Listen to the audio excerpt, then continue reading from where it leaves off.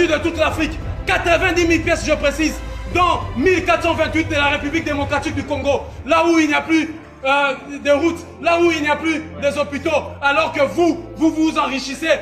Dire que le Congo a été pillé et les statues volées sans construire ni hôpital ni route, c'est encore une chose grave. Dans le temps où le Congo était colonie belge, il y a eu des routes à bâtir qui permettent les Congolais à se déplacer d'une province à l'autre, qui aujourd'hui, nos dirigeants n'ont rien réalisé jusque-là.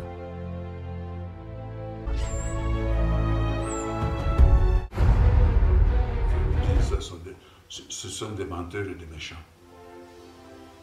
Ce sont des menteurs et des méchants.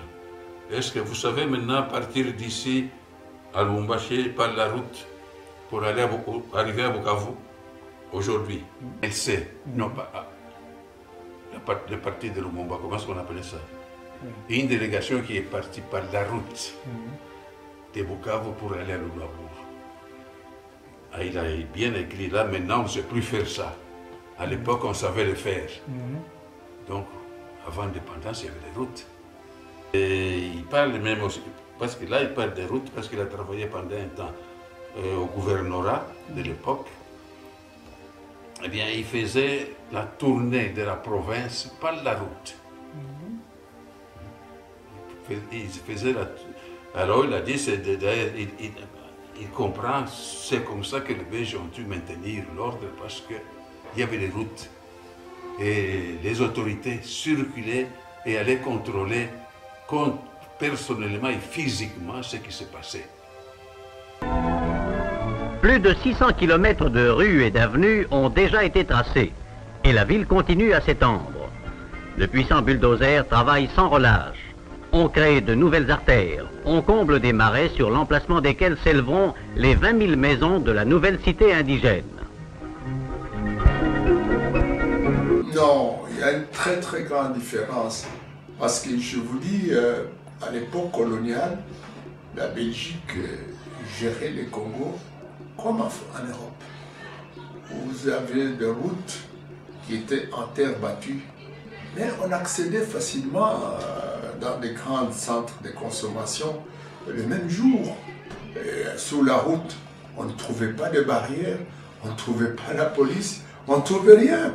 À partir du moment où tu as eu ton certificat ou ta feuille de route, vous rentrez dans le train, vous arrivez sans tracasserie, vous prenez la route, vous arrivez également ici à Elisabethville sans tracasserie.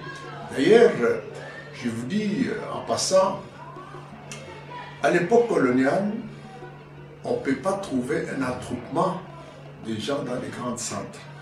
Parce qu'il fallait absolument, si vous êtes au village, pour venir dans les grands centres de consommation, il faut montrer les motifs. D'abord, il faut avoir ton champ. Et il faut avoir l'autorisation d'administrateur que vous partez à Elisabethville pour les besoins, soit vous êtes malade, soit voir la famille.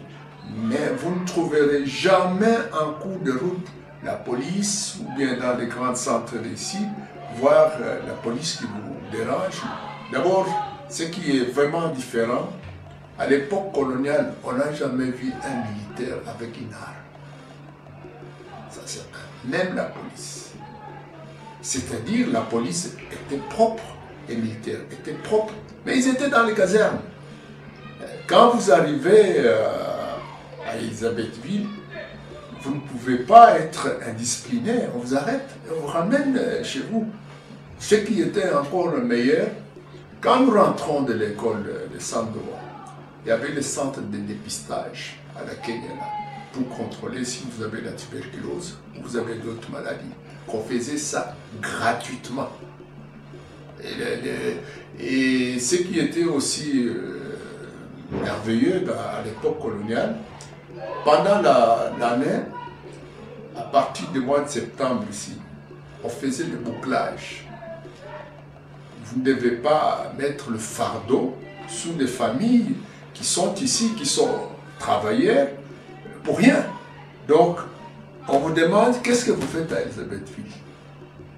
Si vous ne faites rien, on vous ramasse, on vous ramène chez vous définitivement, chez vous, et puis on demande à l'administrateur que vous puissiez avoir ne fût-ce qu'un hectare de champ. Avant de rentrer dans des grands centres, il faut que vous avez payé le timbre fiscal. Montrer que vous avez contribué à l'émancipation du pays. Vous ne pouvez pas vous promener avec la carte d'identité sans avoir eu la carte des planteurs. Non. Pour nous, les élèves, c'est ça qui justifiait qu'il fallait avoir une attestation de fréquentation, plus la carte d'élève.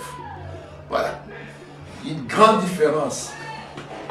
Vous savez actuellement ce qui se passe au Congo, nous qui avons vécu à l'époque coloniale, c'est du terrorisme.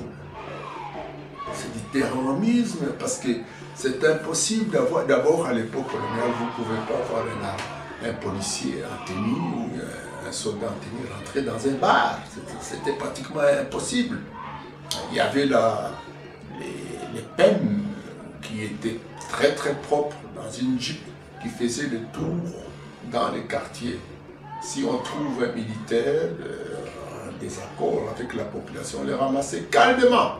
Il y avait des PEM aussi qui se promenaient à vélo, à deux. Calmement, ils faisaient la ronde, etc. C'est un nouveau monde que l'on bâtit de toutes pièces avec une préoccupation évidente de progrès social.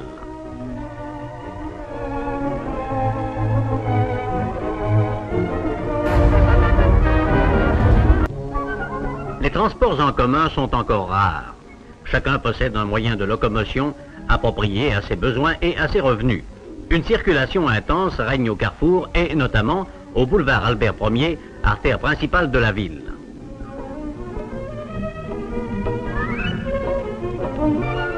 Capitale moderne d'un pays neuf, Léopoldville possède un aérodrome de classe internationale.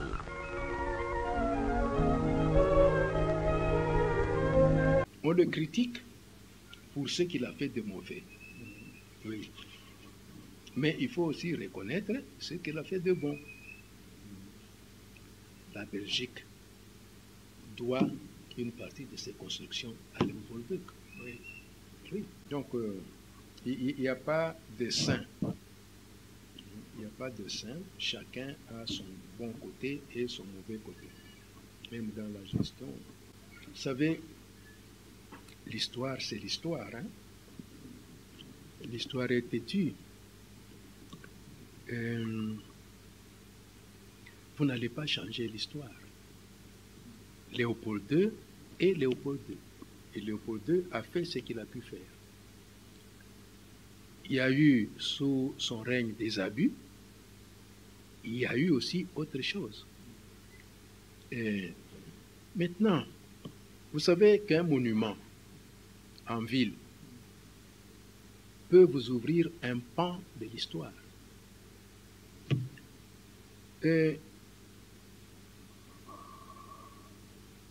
Vous trouvez le monument de Léopold II. Dites, mais qui est-il? Et non, c'est Léopold II. Et puis, qu'est-ce qu'il a fait? Oui. Et on vous donne l'histoire.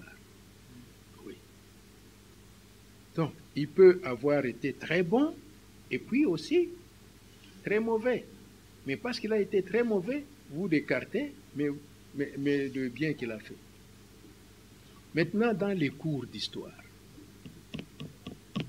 vous allez avoir l'effigie de Léopold II ou bien vous allez l'enlever. Dans le cours d'histoire, vous allez citer Léopold II ou vous allez l'oublier. Oui. Donc, je pense qu'il y a des choses qu'il faut considérer comme telles. Il a vécu et à son époque, voici comment était la conception des choses. Donc, monter des chiffres de morts, là, tout ça, au moment où le Congo, il n'y avait même pas de recensement dans les camps. Non, il n'y avait pas de recensement, ce sont des estimations. Ce sont des estimations. Hein, des estimations, et ces estimations-là dépend de quelle bouche elles viennent. Ce n'est pas que je défends Léopold II, mais je voudrais un peu dire, mais c'est quelqu'un qui a vécu, qui a été ce qu'il a été.